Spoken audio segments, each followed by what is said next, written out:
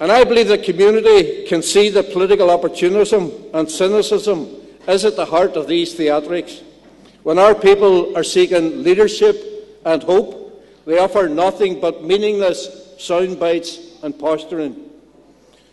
For all of the political institutions to work, for them to deliver, all parties need to put their shoulder to the wheel and put the health of the political process and the peace process first. There are enough opponents on all sides outside of the process without a cynical Trojan horse inside it. The issues of public safety and tackling criminality are hugely important for Sinn Féin across this island. That is why we work so hard to have the powers on it transferred to our administration. But there is a challenge out there for both the PSNI and the Garda. And no police service is perfect. However, if communities are going to live without the threat of crime, then people need on one hand to help them to do their job, and on the other to hold them to account if they fail. Good, decent, civic policing, working with the community is the only way to tackle criminality. And the police services throughout Ireland, I believe, are deserving of our support in their efforts. This is an island-wide issue. The levels of gun and drug crime here in Dublin and Limerick and elsewhere in this country is now a national scandal. It is tearing the heart out of once proud working-class communities. And decent people are being held to ransom by thugs and gangsters who seem to operate with impunity and with little fear of apprehension. So let me say to people within these areas that it is time to break the cycle. It is time to rebuild community cohesion, and this can only be done in partnership with the Gardaí. And you will find people like the people in Sinn Féin standing shoulder to shoulder with communities in that endeavour, because we believe we owe it to our children and grandchildren to stand up, be counted and reclaim our communities from those who would try to destroy them. This coming week, as many people know, is a big one in policing and political terms in the North. On Tuesday, the vote on transferring policing and justice powers will take place. This is a key stage of the outworking of the agreement that we reached with the DUP at Hillsborough. Following this, Peter Robinson spoke of the need in negotiations to trust the people across the table to implement what has been agreed. And I wholeheartedly share this view. And I am also encouraged that we have seen a marked improvement in the working relationship between Peter Robinson and myself and our parties since Hillsborough. As for the Ulster Unionist Party and the SDLP, well, I believe they should support the transfer of power on policing and justice, and I believe they should do that because it is the right thing to do. They should support the transfer of power on policing and justice because we need these powers in the hands of local people. The community recognises this. All sections of the community across Ireland want these powers transferred and want us to collectively move on to address the other issues facing our society.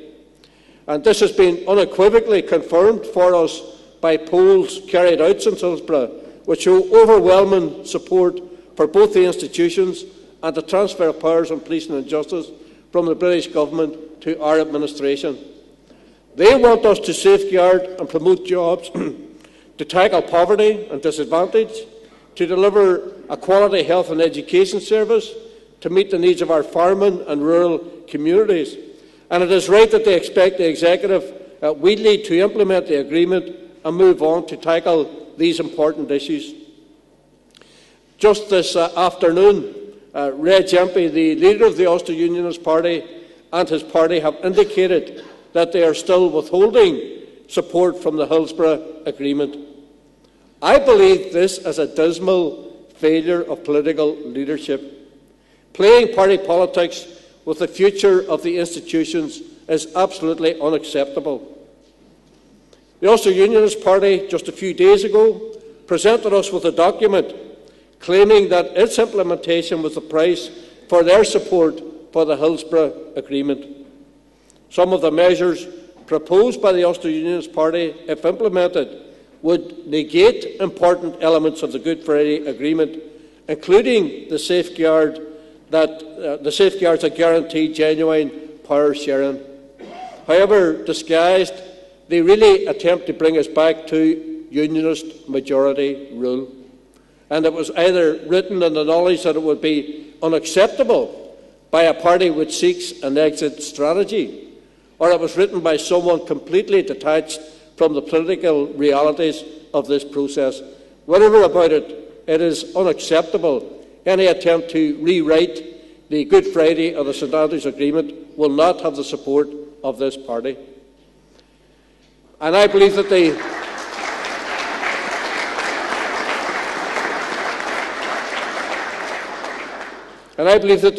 electorate will reject any party seeking to dash the hopes generated by the Hillsborough Agreement for narrow political ends.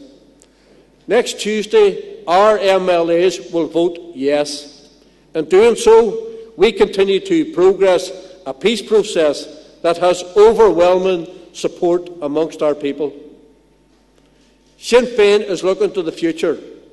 Our strategy of steady, planned, methodical, political, social and constitutional change is working, and it is working well.